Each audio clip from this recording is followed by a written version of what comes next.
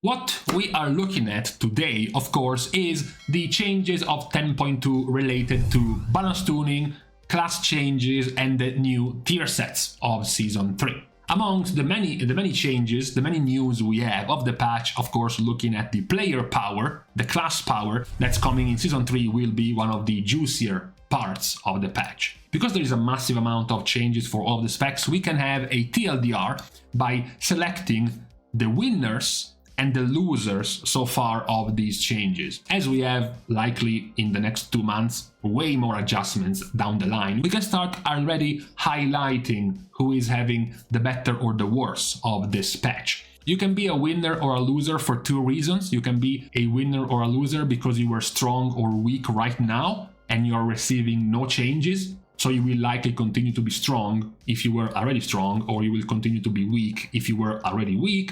And then the second type of being a winner or a loser, which is the opposite. If you have received changes, if you were average, for example, and you're receiving many buffs, or if you were average and you're receiving a bunch of nerfs, for example, that could also change your power level in the patch. So what makes sense based on this is to start by looking at who is already strong. For example, EXODIA. It's a bad start because when we go and look at the specs that are part of the EXODIA, we look at, for example, Druid, Guardian. We look at the changes and we have Druid, Balance, Feral, Resto, Evoker. That's because Guardian isn't even here. That's because Guardian is receiving 0 changes in 10.2. Also, their tier set is decent. It's perhaps not as powerful, especially defensively, compared to this current tier set, and stronger offensively. They get more damage out of this than they currently do. But overall, given their current power and the fact that they are not getting nerfed, that's a win for Guardian for 10.2. The same can be said for the next in line, which is Augmentation. We go past Druid into Evoker, and we see Devastation, and then Preservation, and then Hunter. Again, Augmentation is not getting nerfed, and Augmentation doesn't even have a very powerful tier, so whatever they're getting here, higher uptime of Prescience, some more extension of Ebon Might on Eruption casts after using Prescience, whatever. What matters is they are not getting nerfed. So that's another win for Augmentation. Next one down the line of the EXODIA is Holy Paladin. Holy Paladin is receiving some changes. They are receiving buffs to their single target heals, like all of the healers are receiving, a 3% healing nerf, some mana regen nerfs, like all of the healers are receiving, which also matters even less for Holy Paladin because they are the healer that has the least problems with mana, and then a change to Glimmer, doing less healing but more damage. So again, a slap on the wrist, considering the current power of Holy Paladin. Their tier set is also not that bad. Their tier set empowers even more you playing around spamming Holy Shock non-stop, and gives you a 15-second cooldown reduction to Daybreak that you can now tie together with the 15-second cooldown reduction of Divine Toll. So now you can both have them at 45-second cooldown. Overall, it's also a win for another member of EXODIA. We can go down the alphabet into Mage, Evoker, Hunter, Paladin, Monk, Rogue. Okay, I guess we have no changes for Mage either. And that's good for Fire, because Fire is already meta, Fire is already strong. Their tier set, what's even worse, I'm afraid, their tier set is even stronger than what they currently have. This tier set allows them to chill in their non-combustion phase to build up the 2-piece set bonus up to 15% and then activate combustion and build this into a 30% more critical strike damage. And because in combustion you always crit, 30% crit damage equals 30% damage. So this tier set gives you a 30% damage increase inside your biggest cooldown, which is a massive buff to the damage profile of Fire while not being nerfed whatsoever. So that's another win for another EXODIA member. So as we start, it's not looking too good in terms of diversity because 4 out of 5 of the members of EXODIA are not really getting nerfed whatsoever in the next patch. Let's start looking at other things, like for example winners for other reasons, like positive ones. For example, Beast Mastery. Beast Mastery is receiving plenty of positive changes to their talent tree. They are receiving, for example, removing Aspect of the Wild in exchange for something like Savagery, which gives you more damage to kill command and more uptime to barb shot. They are receiving redesigns to some of their talents to make them much stronger. For example, Master Handler, reducing the cooldown of your kill command. You have the good quality of life of turning Call of the Wild into a 2-minute cooldown instead of a 3-minute cooldown. On top of that, whenever Call of the Wild summons a pet, the cooldown of kill command and barb shot are reduced by 50%. The choice nodes are super good because you can choose to have a talent for pure AoE. Give all of your pets Beast Cleave. Whenever you summon a pet, all of your pets are going to stomp. All of these are good AoE effects. And then the choice node option for single target, increasing percentage damage on the same target multiple times, which is good for single target. Talents freeing up points. Fear of the Hunt and Dire Command now are 2 rank talent points instead of 3 rank talent points. So you now have 2 more free talents as a Beast Mastery Hunter. And the tier set is also good for Hunter. It synergizes with you spawning pets, because now Beast Rat summons a Dire Beast, which is going to work with the talents about spawning more pets. Dire Beast now also obey your kill command and can gain Beast Cleave, so even stronger damage profile in both AoE and single targets. So overall, even though the changes to marksmanship and survival are very few and not much to be excited about, Beast Mastery is receiving quite the positive set of changes. So far though, we have only talked about the positive. We have brought the 4 same EXODIA specs to the top, we have added Beast Mastery. What about who is not getting as much of a good time? Well, we can start with what we have omitted before, which is the 5th member of EXODIA, Shadow Priest. So in general, Priest receives some, slight changes. The nerf to Shadow Crush now being reduced beyond 5 targets, Surge of Insanity triggering from every 3 casts of DP instead of a single one, and then more buffs to their base abilities. What hurts more, besides this nerf, is the fact that, for example, Power Infusion has been nerfed. Now it's a 20% haste instead of 25, lasts for 15 seconds instead of 20. Now you also get a Master Spell nerf. Now Master Spell has a 2-minute cooldown instead of a 45-second cooldown. On top of that, improved Master Spell, which used to reduce the cooldown of Master Spell by 20 seconds, has been removed. Now it's PvP only. So your Master Spell is now a flat 2-minute cooldown for Priest. The nerfs to the utility, the nerfs to Master Spell, the nerfs to the AoE of Shadow Priest, all of this together contribute to them going down the loser bracket of these changes. They do have a tier set which is, okay. It's a bit weird. It focuses around Shadow Word Death damage, being able to have good Shadow Word Death usage. It's not really what Shadow Priest is doing right now in their rotation. So the effect itself is good, especially the 4-piece, the burst damage in AoE on Shadow Crush. It's okay, but still, given the changes they have received and Priests in general, it's not definitely nearly as strong as the other 4 members of EXODIA, which basically got away with it in 10.2, for now at least. We have to still keep another member of Priest down the losers bracket, which is Holy Priest, even though their tier set is decent, especially in being able to use your Holy Wards for free with the 4-piece set bonus. Having your Renew ticks have a chance to make your next Holy Ward not consume a charge. It's good. However, they still get nerfed in Power Infusion, they still get nerfed in Master Spell, and they get nerfed even harder than Shadow Priest. They receive, for example, Salvation, gutted horribly. Now Salvation has like a 3-minute extra cooldown. Now it's like a 7-minute cooldown compared to what it is now.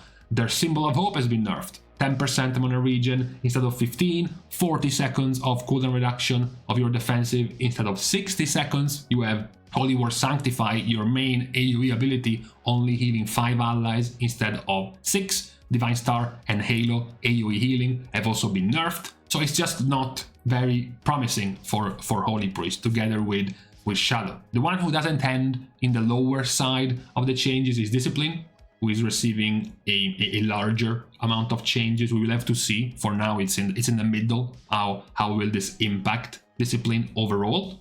We can give a celebratory winner bracket to rogues, mostly because of the rework they are receiving. As you can see, it's quite the extensive amount of changes, so we will have to wait a bit more to see the effects of these changes, but for now we can just assume they're going to improve their current version as specs. Where we cannot assume and straight up put this spec in the loser camp for changes is Resto Shaman. Resto Shaman was one of the specs that was quite down in this season, so you wanted to see some good changes right now. You wanted to see some powerful changes in this patch. Instead, what Shaman is getting are nerfs. So once more, much like every other healer, they are receiving buffs to their single target heals. This is happening for all healers. They're also receiving nerfs to their mana regen, like all other healers, and much more importantly, a major nerf to Cloudburst, now storing 20% of your healing done instead of 30. This is very bad across the board. It's also very unfair. It's very unfair to nerf the mana regen of Resto Shaman even harder than the mana regen of Holy Paladin. Holy Paladin has a much easier time keeping their mana, not going out of mana, not having to worry about mana, and they have been nerfed in their mana regen at less than half of the amount of nerf that Resto Shaman is taking because of this. So it's wrong. It's a wrong change, and on top of that, you weren't even expecting nerfs, you just wanted to see buffs, and these are not buffs for Resto Shaman. They might be bailed out by an incredibly powerful tier set. This is not an incredibly powerful tier set. This has some more focus on what Blizzard was talking about, making your single target healing stronger thanks to the 2-piece set bonus, which is okay. You have perhaps some min-maxing, high skill ceiling type of playstyle with the 4-piece, trying to target players with Riptide with your chain heal, so you can buff them with Tidal Reservoir so they can spread Riptide to a nearby ally whenever Riptide ticks. Maybe it can have some effect in the raid. It's much stronger. This is much stronger in Mythic Plus, but then again, how many Riptides do you want to spread in Mythic Plus when you only have 5 targets that you can give Riptides to? You know, you were expecting more. You were expecting much more considering the current state of Resto Shaman given these changes. Talking about not expecting more, but sort of some slight improvements perhaps, not really that much, is Warlock. Instead, what we get is both Demo and Destro in the loser camp of changes for this patch. We might even be putting Affliction in the loser camp, but for a different reason. We are putting Demo and Destro because the changes are bad. We are putting Affliction because they have no changes. Affliction was on a similar level to Resto, they were quite low, doing quite badly, so you wanted to see some good stuff. Even though their tier set for Affliction is good, centered around Solrot, despite the tier set itself being good, there are basically no changes to Affliction. The only change is the change to all Warlocks, which is the nerf to the cooldown reduction of your main ability, the main cooldown, and that's it. Nothing else. So that's not enough. We wanted to see more for Affliction, so that's a bad situation for them. It gets worse though for Demo and Destro. Changes to Demo are terrible. The TLDR of all of this line is that their cooldown, their big cooldowns centered around your demonic tyrant, is now much worse. Grand Warlock's design is reducing the cooldown of Tyrant by only 30 seconds, where you could reduce it much more. Before, ramping up your Tyrant is going to be harder, it's going to be slower, it's going to stack at a fewer amount of imps in terms of damage. You won't be sucking the damage power up for your Tyrant anymore. It's just, first of all, on top of being weaker, it also reduces the skill ceiling of Demo. One of the best feelings of playing Demo was lining up your Trinket, your Tyrant, with all of your demons summoned and then pulling out the fattest Tyrant you could. Many of the changes are aimed at basically gutting this power. On top of that, you have this pathetic compensation like, hey, we are butchering your cooldowns, but look at this. Shadow Bolt is buffed by 30% and Demon Bolt is buffed by 15%. It's not gonna make up for the nerf to your cooldown. What is even worse is the tier set of Demo. Demon Bolt applying a Doom brand that explodes after 20 seconds. You know, 20 seconds is quite a long time having to wait for this thing to explode. Imagine you're pulling a Mythic Plus pack, by the time 20 seconds are gone, almost all of the pack will be dead. Yes, you can reduce the trigger timing of this Doom brand by a bit, but still, it's not really synergistic with you playing around your minions. You know, what does this do? What does this do to you playing around your minions, your tyrants, your pit lords, your imps? This does nothing. On top of that, same thing. Again, no more play around your minions. Best you can get with the 4-piece is summoning a new minion, a Doom Fiend, but even then, it's quite disconnected with what Demo wanted to do, which is cycling around a big cooldown. So overall, it's quite a bad set of changes for Demo. And the same can be said for Destro. Even though these changes are very, very few compared to Demo, it's the same mindset. Grand Warlocks design is now reducing Infernal cooldown by only 1 minute, when normally you could reduce it by 2 minutes. So this is worse. Madness of the Ajakir for your Chaos Bolt spam damage increase has been removed. You have a tier set which is also quite bad because it follows what happened this season. This season they pushed into using a talent they don't really and they didn't really want to use in the first place. Now they do the same thing. This time the talent of choice is going to be Dimensional Rift. Dimensional Rift can now summon a powerful Flame Rift which fires 20 Searing Bolts, dealing damage over 10 seconds to nearby enemies. Again, very little synergy with the rest of your kit. Right now, with these changes, Destruction is basically back to being an Incinerate spam spec. Spam Incinerate, dump it with Chaos Bolt, wait for your Infernal at a much longer cooldown and go again. You were expecting more in terms of changes to Destruction compared to what we are seeing here in this first pass of tuning and of tier set for the spec. We are going to put one last spec in the winners bracket. To join the 4 EXODIA specs, to join Beast Mastery, we're going to be putting Mistweaver Monk. And at the same time, we are putting, together with Mistweaver, Windwalker. Same reason as the other specs. In the losers bracket, Windwalker goes because they had 0 changes and Windwalker was in need of changes. What is even worse, this tier set is not even good. Or at the very least, not good enough to fix all of the other problems of the spec. So, wanting to see more changes to Windwalker and not seeing anything is not very good. But Mistweaver does get a whole bunch of positive things. Many of these changes are positive. You have the buffs to Life Cocoon, to Soothing Mist, to Enveloping Mist. You have the buff to Invigorating Mist, even though it's reduced beyond 5 targets now. Burst of Life healing has been increased. Vivify Direct healing has been increased. More importantly, a good raid quality of life change, very good, which is Ancient Teachings healing now has a 40-yard range instead of a 30-yard range, so you can now hit basically most of your raid with Ancient Teachings healing. More importantly is the tier set. They receive what is for now the strongest tier set out of all healers when it comes to especially dungeon play. Renewing Mist and its jumps apply a buff which increases the healing taken from you by 50% for 8 seconds.